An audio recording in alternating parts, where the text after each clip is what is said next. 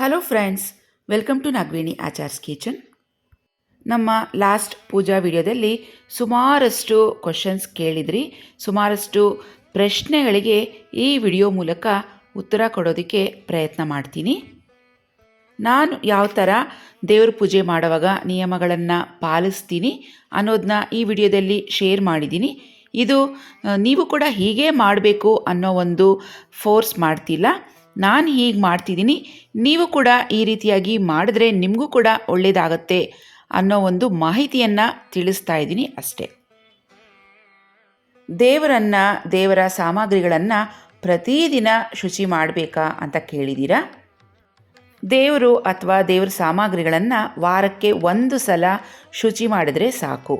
ಗುರುವಾರ, ಶನಿವಾರ, ಸೋಮವಾರ ಈ ಥರ ವಾರದ ದಿನಗಳನ್ನು ನಾವು ಸೆಲೆಕ್ಟ್ ಮಾಡ್ಕೋಬೋದು. ಇಲ್ಲಾಂದರೆ ನಮ್ಮ ಮನೆ ದೇವರ ವಾರ ಮಾಡ್ತೀವಲ್ವ, ಆ ದಿನ ನಾವು ದೇವರುಗಳನ್ನು ಶುಚಿ ಮಾಡ್ಕೋಬೋದು. ಅಮಾವಾಸ್ಯೆ ಅಥವಾ ಪೌರ್ಣಮಿ ದಿನ ಶುಚಿ ಮಾಡದೇ ಇದ್ದರೆ ಒಳ್ಳೆಯದು. ದಿನಾಲು ಅಥವಾ ಆವಾಗವಾಗ ದೇವರುಗಳನ್ನು ಶುಚಿ ಮಾಡಬಾರ್ದು ಅಂತ ಹೇಳ್ತಾರೆ ದೊಡ್ಡವರು. ಆವಾಗವಾಗ ದೇವರುಗಳನ್ನು ಕದಲಿಸ್ತಾ ಇರಬಾರ್ದು, ತನ್ನ ಶಕ್ತಿಯನ್ನು ಕಳೆದುಕೊಳ್ಳುತ್ತೆ.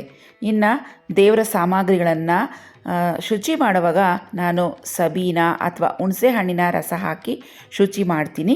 ಇನ್ನು ವಿಭೂತಿ ಪುಡಿ, ಅಂಟವಾಳದ ಕಾಯಿ ಈ ರೀತಿ ಕೂಡ ಬಳಸ್ಕೊಂಡು ನೀವು ದೇವರ ಸಾಮಗ್ರಿಗಳನ್ನು ಶುಚಿ ಮಾಡ್ಕೋಬೋದು. ನಾನ್ ವೆಜ್ ಬಳಸಿದಾಗ ದೇವ್ರ ಪೂಜೆ ಮಾಡ್ಬೋದಾ ಅಂತ ಕೇಳಿದ್ದೀರಾ. ಹೌದು, ಇದೊಂದು ತುಂಬ ಮುಖ್ಯವಾಗಿರುವಂಥ ಪ್ರಶ್ನೆ ಅಂತ ಹೇಳ್ಬೋದು. ನಾನ್ ವೆಜ್ ಬಳಸಿದ ದಿನ ನಾವು ದೇವರುಗಳನ್ನು ಮುಟ್ಟದೇ ಇದ್ದರೆ ಒಳ್ಳೆಯದು, ಅಥವಾ ದೇವ್ರ ಮನೆ ಕಡೆ ಹೋಗಬಾರ್ದು. ಇವತ್ತಿನ ದಿನ ದೇವ್ರ ಪೂಜೆನೂ ಮಾಡಬೇಕು, ನಾನ್ ವೆಜ್ಜು ಬಳಸಬೇಕು. ಆವಾಗ ಏನು ಮಾಡೋದು, ಏನು ಸೊಲ್ಯೂಷನ್ ಅಂತ ಹೇಳಿದ್ರೆ, ಪೂಜೆ ಕಾರ್ಯಕ್ರಮ ಏನೇ ಇದ್ದರೂ ಬೆಳಗ್ಗೆನೇ ದೇವ್ರ ಪೂಜೆಯನ್ನು ಮಾಡಿ ದೇವ್ರ ಮನೆಗೆ ಸ್ಕ್ರೀನ್ ಅಥವಾ ಬಾಗಿಲು ಏನಾದರೂ ಇದ್ದರೆ ಅದನ್ನು ಕ್ಲೋಸ್ ಮಾಡಿಬಿಡಿ. ಆನಂತರ ನೀವು ಮಧ್ಯಾಹ್ನದ ಮೇಲೆ ನಾನ್ ವೆಜ್ಜನ್ನು ಮಾಡ್ಕೋಬೋದು ಮನೆಯಲ್ಲಿ. ಹೆಣ್ಮಕ್ಳಿಗೆ ಪೀರಿಯಡ್ಸ್ ಇದ್ದಾಗ ಹೇಗೆ ಪೂಜೆ ಮಾಡ್ಬೋದು ಅಂತ ಕೇಳಿದ್ದೀರಾ. ಪೀರಿಯಡ್ಸ್ ಇದ್ದಾಗ ಹೆಣ್ಮಕ್ಳು 3 ದಿನ, 5 ದಿನ ಅಥವಾ 7 ದಿನಗಳವರೆಗೂ ದೇವ್ರ ಮನೆ ಕಡೆ ಹೋಗದೇನೆ ಇದ್ದರೆ ತುಂಬಾ ಒಳ್ಳೆಯದು ಅಂತ ಹೇಳ್ಬೋದು. ಕೊನೆಯ ದಿನ ಅಂದರೆ ನಮ್ಮ ಪೀರಿಯಡ್ಸ್ ಪೂರ್ತಿಯಾಗಿ ಕಂಪ್ಲೀಟ್ ಆದ ಕೊನೆಯ ದಿನ ತಲೆ ಸ್ನಾನ ಮಾಡಿ ಅನಂತರ ಪೂಜೆಯನ್ನು ನಾವು ಕಂಟಿನ್ಯೂ ಮಾಡ್ಬೋದು. ಕೆಲವ್ರಿಗೆ 3 ದಿನಕ್ಕೆ ಪೀರಿಯಡ್ ಸ್ಟಾಪ್ ಆಗುತ್ತೆ, ಅಂಥವರು ನೆಕ್ಸ್ಟ್ ಡೇ ತಲೆ ಸ್ನಾನ ಮಾಡಿ ನೀವು ಪೂಜೆ ಕಂಟಿನ್ಯೂ ಮಾಡ್ಬೋದು. ಪೂಜಾ ಸಮಯವನ್ನು ತಿಳಿಸಿ ಅಂತ ಕೂಡ ಕೇಳಿದ್ದೀರಾ. ಪೂಜೆಯನ್ನು ಬೆಳಗ್ಗೆ ನಾವು ಬ್ರಾಹ್ಮಿ ಮುಹೂರ್ತ ಅಂತ ಹೇಳ್ತೀವಿ. ಬೆಳಗಿನ ಜಾವ 4:15 ಹಿಡಿದು 10 ಗಂಟೆ 11 ಗಂಟೆವರೆಗೂ ಮಾಡ್ಬೋದು. ಆಮೇಲೆ ಸಂಜೆ ಗೋಧೂಳಿ ಸಮಯ ಅಂತ ಹೇಳ್ತೀವಿ. ಸಂಜೆ 5:30 ಹಿಡಿದು ರಾತ್ರಿ 8-8:30ವರೆಗೂ ನಾವು ಪೂಜೆಯನ್ನು ಮಾಡ್ಕೋಬೋದು. ಪೂಜೆ ಶುರು ಮಾಡುವಾಗ ಮೊದಲು ಹೊರಗಡೆ ಇರುವಂಥ ತುಳಸಿ ಪೂಜೆ ಮಾಡಿ, ಆಮೇಲೆ ಹೊಸಲು ಪೂಜೆ ಮಾಡಿ, ಆನಂತರ ನಾವು ಮನೆ ಒಳಗೆ ಇರುವಂಥ ಮನೆ ದೇವ್ರ ಪೂಜೆಯನ್ನು ಮಾಡಬೇಕಾಗತ್ತೆ. ತುಳಸಿ ಗಿಡಕ್ಕೆ ಪ್ರತಿದಿನ ನಾವು ನೀರನ್ನು ಒಂದೇ ಟೈಮ್ನಲ್ಲಿ ಒಂದೇ ಅಳತೆಯಲ್ಲಿ ಹಾಕಬೇಕಾಗತ್ತೆ. ಇವತ್ತು ಸಂಜೆ ನೀರನ್ನು ಹಾಕಿದ್ರೆ ಅದೇ ಟೈಮ್ ನಾಳೆ ಸಂಜೆ ನೀರನ್ನು ಹಾಕಬೇಕಾಗತ್ತೆ. ಒಂದು ತಾಮ್ರ ಅಥವಾ ಹಿತ್ತಾಳೆ, ಪಂಚಲೋಹ ಯಾವುದಾದ್ರು ಒಂದು ಚೊಂಬನ್ನು ಸಪ್ರೇಟಾಗಿ ತುಳಸಿ ಗಿಡಕ್ಕೆ ನೀರು ಹಾಕೋದಕ್ಕೆ ಅಂತಲೇ ಇಟ್ಬಿಡಬೇಕು. ಅದೇ ಅಳತೆಯಲ್ಲಿ ಪ್ರತಿದಿನ ನೀರನ್ನು ಹಾಕಬೇಕು. ಒಂದಿನ ನೀರು ಹೆಚ್ಚು ಹಾಕೋದು, ಒಂದಿನ ನೀರು ಕಮ್ಮಿ ಹಾಕೋದು, ಆ ಥರ ಮಾಡಿದ್ರೆ ತುಳಸಿ ಗಿಡ ಚೆನ್ನಾಗಿ ಬರೋದಿಲ್ಲ. ಸೊ ಒಂದೇ ಟೈಮ್ನಲ್ಲಿ ಹಾಕಬೇಕಾಗತ್ತೆ. ಯಾವುದಾದ್ರು ಒಂದು ಟೈಮ್ ಇಟ್ಕೋಬೋದು ನಾವು, ಆ ಟೈಮ್ನಲ್ಲಿ ನೀರನ್ನು ಹಾಕ್ಕೋಬೋದು. ಕೆಲವೊಂದು ಸಲ ಬಿಸಿಲು ಜಾಸ್ತಿ ಇದ್ದಾಗ 2 ಸಲನೂ ಹಾಕಬೇಕಾಗತ್ತೆ ತುಳಸಿ ಗಿಡಕ್ಕೆ ನೀರನ್ನು. ನೋಡಿಕೊಂಡು ಹಾಕ್ಕೊಳ್ಳಿ. ಅದರ್ವೈಸ್ ದಿನಕ್ಕೆ 1 ಸಲ ಒಂದೇ ಟೈಮ್ನಲ್ಲಿ ಹಾಕ್ಕೊಳ್ಳಿ. ನಾನ್ ವೆಜ್ ತಿಂದಾಗ ಅಥವಾ ಹೆಣ್ಮಕ್ಳಿಗೆ ಪೀರಿಯಡ್ಸ್ ಇದ್ದಾಗ ತುಳಸಿ ಗಿಡನ ಮುಟ್ಟದೇ ಇದ್ದರೆ ತುಂಬಾ ಒಳ್ಳೆಯದು. ಅಥವಾ ಅದರ ಮುಂದೆ ಪದೇ ಪದೇ ಓಡಾಡೋದು ಮಾಡಬಾರ್ದು. ತುಳಸಿ ಗಿಡ ತುಂಬ ಸೂಕ್ಷ್ಮ ಅಂತ ಹೇಳ್ತಾರೆ. ಸೊ ಅಂಥ ದಿನಗಳಲ್ಲಿ ತುಳಸಿ ಗಿಡ ಚೆನ್ನಾಗಿ ಬರೋದಿಲ್ಲ, ಒಣಗೋಗುತ್ತೆ. ತುಳಸಿ ಗಿಡಕ್ಕೆ ಅರಿಶಿನ, ಕುಂಕುಮ, ಹೂ ಇವೆಲ್ಲ ಸಿಂಪಲ್ಲಾಗಿಯೇ ಇಡಬೇಕು. ರಾಶಿ ರಾಶಿ ಅರಿಶಿನ, ಕುಂಕುಮ ಇವೆಲ್ಲ ಮೆತ್ತಿದ್ರೂ ಸಹ ತುಳಸಿ ಗಿಡ ಬೇಗನೆ ಒಣಗೋಗುತ್ತೆ. ತುಳಸಿ ಪೂಜೆಯಲ್ಲಿ ಬಳಸಿದಂಥ ಊದ್ಕಡ್ಡಿಯನ್ನು ಪೂಜೆ ಆದ ನಂತರ ತುಳಸಿ ಗಿಡದಿಂದ ಸ್ವಲ್ಪ ದೂರದಲ್ಲಿ ಅದನ್ನು ಸಿಗಿಸಿದ್ರೆ ಒಳ್ಳೆಯದು. ಕೆಲವೊಂದು ಸಲ ಊದ್ಕಡ್ಡಿಯ ಹೊಗೆಯಿಂದ ಕೂಡ ತುಳಸಿ ಗಿಡ ಚೆನ್ನಾಗಿ ಬರೋದಿಲ್ಲ. ತುಳಸಿ ಪೂಜೆ ಮಾಡಿದ ನಂತರ ನಾವೀಗ ಹೊಸಲು ಪೂಜೆಯನ್ನು ಮಾಡಬೇಕು. ಹೊಸಲಲ್ಲಿ ನಮ್ಮ ಮನೆ ದೇವರು ಅಥವಾ ಕುಲದೇವರು ಅಂತ ಏನು ಹೇಳ್ತಾರೆ ನೆಲೆಸಿರ್ತಾರೆ. ಸೊ ಹಾಗಾಗಿ ಖಂಡಿತವಾಗಿಯೂ ಹೊಸಲು ಪೂಜೆಯನ್ನು ಮಾಡಲೇಬೇಕಾಗತ್ತೆ. ಪ್ರತಿದಿನ ಸಂಜೆ ಅಥವಾ ಬೆಳಗಿನ ಸಮಯದಲ್ಲಿ ನಾವು ಹೊಸಲನ್ನು ಪೂಜಿಸ್ಕೋಬೋದು. ಹೊಸಲು ಬೆಳಗ್ಗೆ ತೊಳೆದು ಅರಿಶಿನ ಕುಂಕುಮ ಹೂಗಳಿಂದ ಅಲಂಕರಿಸಿ ಪೂಜಿಸಬೇಕು. ಹಾಗೆ ದಿನಕ್ಕೆ ಒಂದು ಸಲ ತೊಳೆದ್ರೆ ಸಾಕು. ಪೂಜೆಯನ್ನು ಬೆಳಗ್ಗೆ ಮತ್ತು ಸಂಜೆ ನಾವು ಮಾಡ್ಕೋಬೋದು. ಅಮ್ಮನವರ ದೇವಸ್ಥಾನ ಶಕ್ತಿ ದೇವರಂತ ಏನು ಹೇಳ್ತೀವಿ, ಆ ದೇವಸ್ಥಾನದಲ್ಲಿ ಕೊಟ್ಟಿರುವಂಥ ನಿಂಬೆ ಹಣ್ಣನ್ನು ತಂದು ಮನೆಗೆ 3 ಸಲ ದೃಷ್ಟಿಯನ್ನು ತೆಗೆದು ಅದನ್ನು ಕೊಯ್ದು ಅರಿಶಿನ ಕುಂಕುಮ ಇಟ್ಟು ಹೊಸಲಿಗೆ ಇಟ್ಟು ಪೂಜಿಸಬೇಕು. ಈ ರೀತಿ ಮಾಡೋದ್ರಿಂದ ದೃಷ್ಟಿ ಏನಾದರೂ ಆಗಿದ್ದರೆ ಮನೆಗೆ ಚೆನ್ನಾಗಿ ಪರಿಹಾರ ಆಗುತ್ತೆ. ನಾನಿಲ್ಲಿ ಒಂದು ನಿಂಬೆಹಣ್ಣನ್ನು 2 ಭಾಗಗಳಾಗಿ ಮಾಡಿ ಒಂದು ಭಾಗಕ್ಕೆ ಕುಂಕುಮ ಇನ್ನೊಂದು ಭಾಗಕ್ಕೆ ಅರಿಶಿನವನ್ನು ಚೆನ್ನಾಗಿ ಹಚ್ತೀನಿ. ಈ ರೀತಿಯನ್ನು ನಾವು ಶುಕ್ರವಾರ ಮಾಡ್ಕೋಬೋದು ಅಥವಾ ಗುರುವಾರ ಮಾಡ್ಕೋಬೋದು, ಇಲ್ಲಾಂದರೆ ಭಾನುವಾರ ಸಹ ಮಾಡ್ಕೋಬೋದು.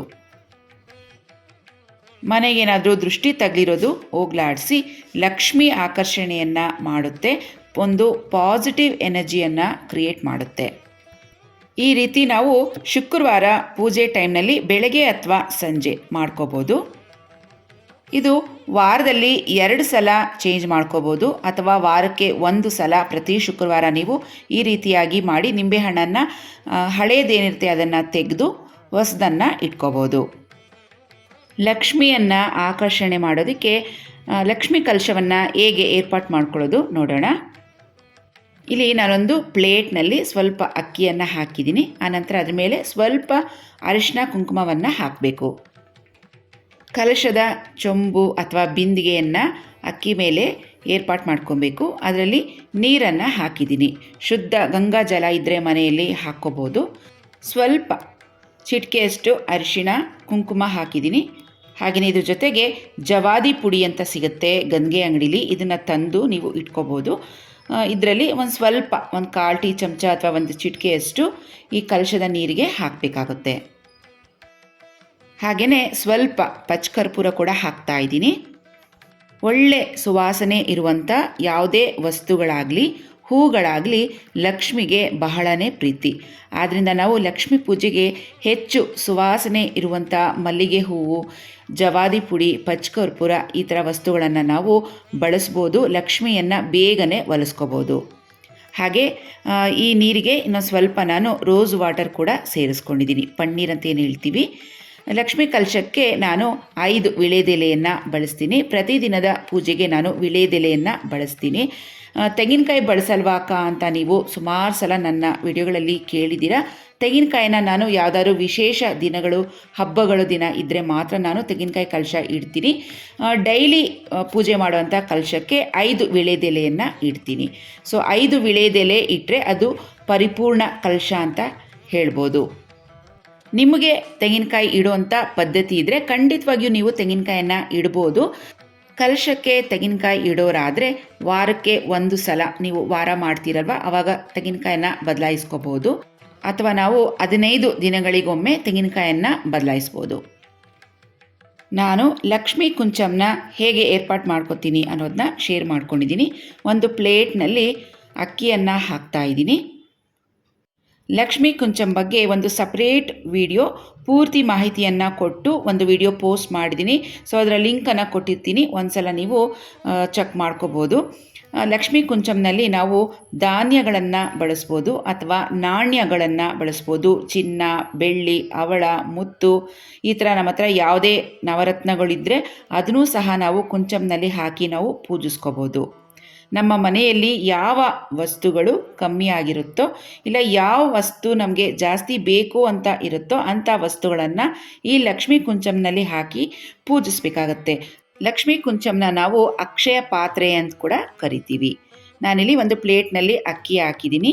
ಲಕ್ಷ್ಮೀ ಕುಂಚಂನಲ್ಲಿ ನಾಣ್ಯಗಳನ್ನು ಹಾಕಿ ಅದರಲ್ಲಿ ಸ್ವಲ್ಪ ಚಿನ್ನ, ಒಂದು ಹವಳ, ಹಾಗೆಯೇ ಒಂದು ಮುತ್ತು. ಸೊ ಇವೆಲ್ಲ ನನ್ನ ಹತ್ರ ಇತ್ತು. ಇದನ್ನು ನಾನು ಲಕ್ಷ್ಮೀ ಕುಂಚಂಗೆ ಹಾಕ್ತಾಯಿದ್ದೀನಿ.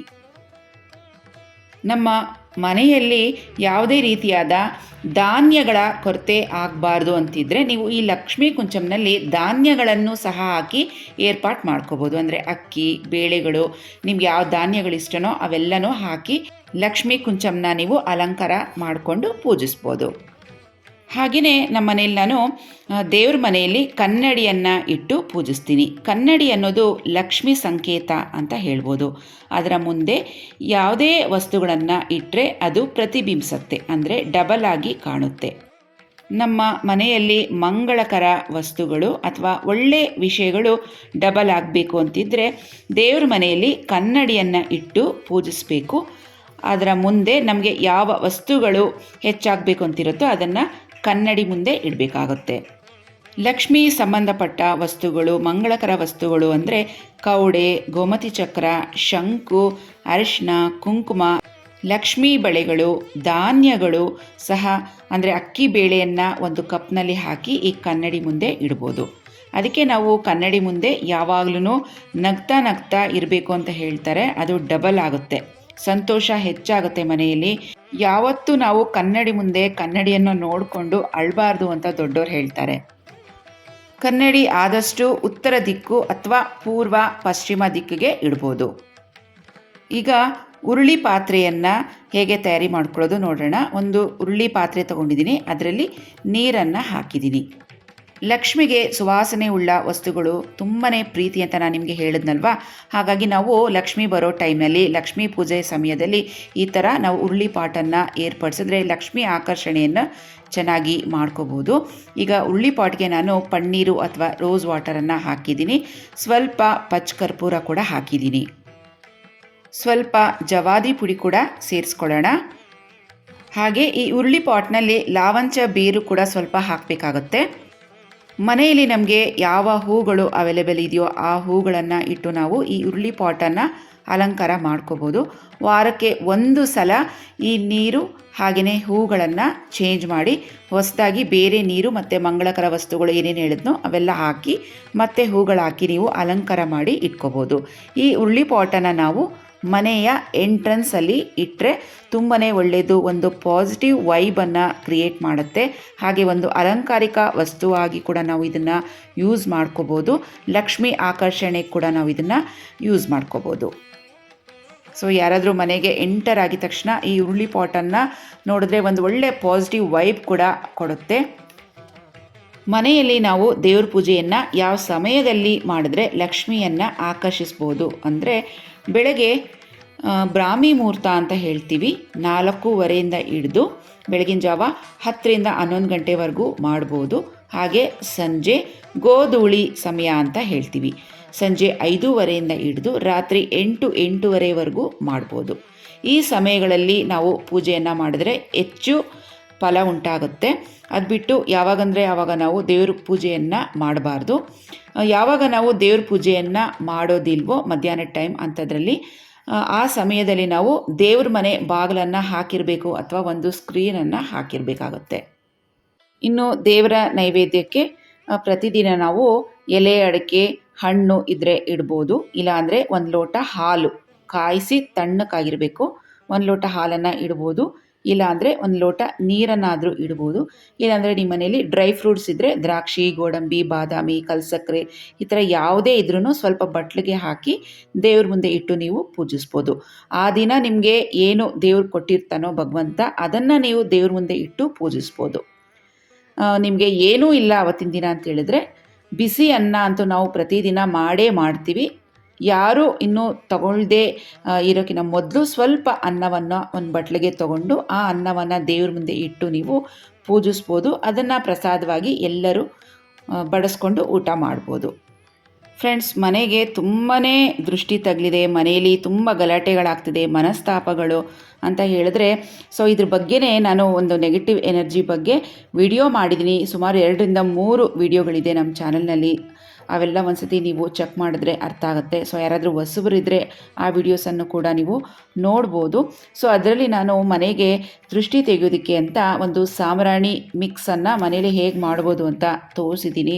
ಸೊ ಆ ಸಾಂಬ್ರಾಣಿ ಮಿಕ್ಸನ್ನು ಪ್ರತಿದಿನ ನಾವು ಪೂಜೆ ಟೈಮ್ನಲ್ಲಿ ಬಳಸ್ಬೋದು. ಪ್ರತಿದಿನ ಹಾಕೋದಕ್ಕಾಗಲಿಲ್ಲ ಅಂತ ಹೇಳಿದ್ರೂ ವಾರದಲ್ಲಿ 2 ಸಲ ಅಥವಾ 3 ಸಲ ಹಾಕ್ಬೋದು.